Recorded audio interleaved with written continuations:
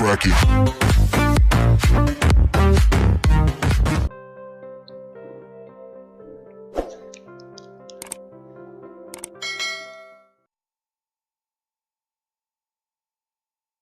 Assalamualaikum warahmatullahi wabarakatuh.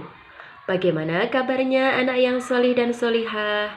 Semoga hari ini kalian semuanya masih diberikan kesehatan oleh Allah Subhanahu wa Ta'ala.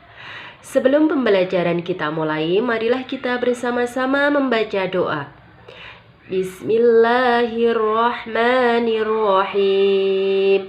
Rabbi zidni ilma warzuqni fahma. Amin. Ya Allah, karuniakanlah aku ilmu dan berikanlah aku kefahaman. Amin. Baiklah, anak-anakku sekalian, untuk poin B, yang pertama adalah hikmah sholat. Sholat sangat penting bagi umat Islam. Sholat adalah tanda syukur kita kepada Allah, karena Allah telah memberi banyak kenikmatan kepada kita semua. Orang yang malas sholat berarti tidak bersyukur. Orang yang tidak bersyukur akan mendapatkan celaka. Nah, apakah sholat itu memberatkan? Jawabannya pasti tidak. Mengapa? Karena Allah memberi kenikmatan setiap manusia. Kita hanya diwajibkan sholat 5 waktu. Ayo, coba siapa yang masih malas untuk melakukan sholat? Coba, kalian ingin menjadi orang yang bersyukur kan? Nah, bagaimana caranya?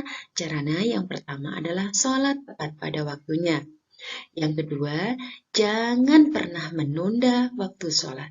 Yang ketiga, sholatlah dengan tertib 5 kali sehari dan tambahlah sholat fardu dengan sholat sunnah. Coba perhatikan gambar di bawah ini anak-anak hebat. Gambar yang pertama itu gambar sholat. Benar, gambar sholat sendiri. Kemudian gambar yang kedua, gambar sholat berjamaah. Di sini sama-sama melakukan sholat. Tetapi untuk sholat berjamaah tentu saja pahalanya akan lebih besar. Anak-anakku yang hebat, untuk hikmah sholat yang pertama adalah selalu mengingat Allah Subhanahu wa Ta'ala. Yang kedua, akan selalu mendekatkan diri kepada Allah. Yang ketiga, disiplin waktu.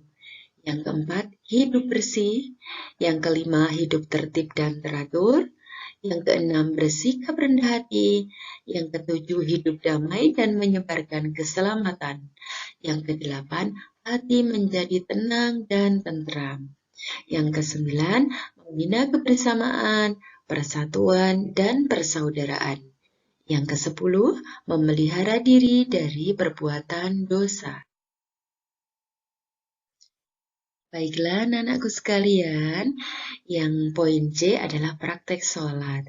Coba di sini siapa yang setiap harinya melakukan sholat? Pasti sudah semua kan? Nah, bagaimana tata cara sholat yang baik dan benar? Sholat yang baik adalah sholat yang dilakukan dengan khusyuk dan tertib.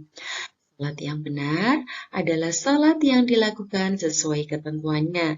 Nah, ketentuan salat itu meliputi apa saja? Yaitu syarat salat, rukun salat, sunnah salat, dan membatalkan salat. Nah, apa saja ketentuan salat tersebut? Pintar sekali.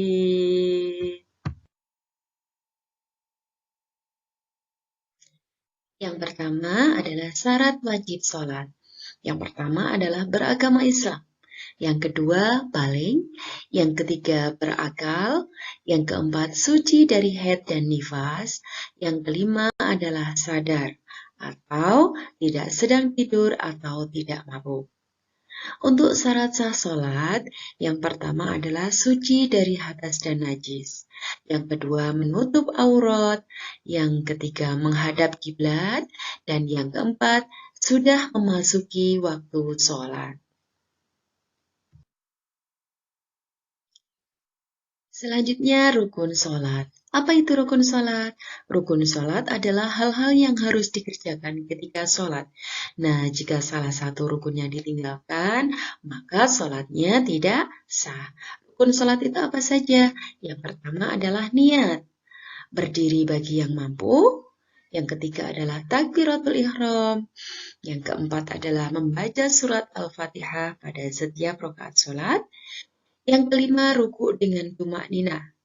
Yang keenam, i'tidal dengan tumak nina. Yang ketujuh, sujud dengan tumak nina. Yang kedelapan, duduk di antara dua sujud dengan tumak nina. Yang kesembilan, duduk tasyahud akhir atau tawaruk. Yang kesepuluh, membaca doa tasyahud akhir. Yang ke-11, membaca sholawat Nabi pada tasyahud akhir. Yang ke-12, mengucapkan salam yang pertama. Dan yang terakhir adalah tertib dalam menjalankan rukun-rukun sholat. Yang ketiga adalah sunnah sholat. Apa itu sunnah sholat? Sunnah adalah sesuatu yang apabila dikerjakan akan mendapatkan pahala dan jika ditinggalkan tidak mendapatkan dosa. Nah, apa saja? Di antaranya yang pertama adalah membaca doa iftitah. Yang kedua, membaca ta'awud. Yang ketiga, membaca surat-surat atau ayat Al-Quran. Yang keempat adalah mengeraskan bacaan pada rakaat pertama dan kedua pada waktu sholat maghrib, isya, dan subuh. Yang kelima, mengucapkan takbir ketika ruku, sujud, dan bangun dari sujud. Dan juga masih ada kesunahan-kesunahan yang lainnya.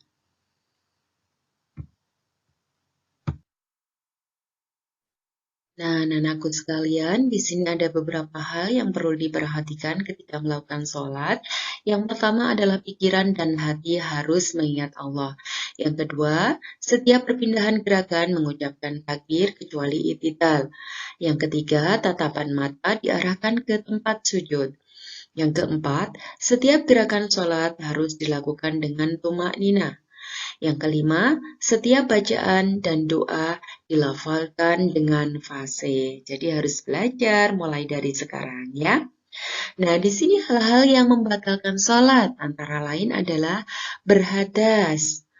Kemudian tidak terpenuhi salah satu syarat sahnya sholat. Yang ketiga, meninggalkan salah satu rukun sholat. Yang keempat, menambah rukun sholat.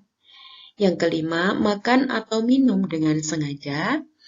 Yang keenam, berkata-kata atau berbicara dengan sengaja. Yang ketujuh, mendahului imam 2 rukun. Kemudian yang terakhir adalah terbukanya aurat.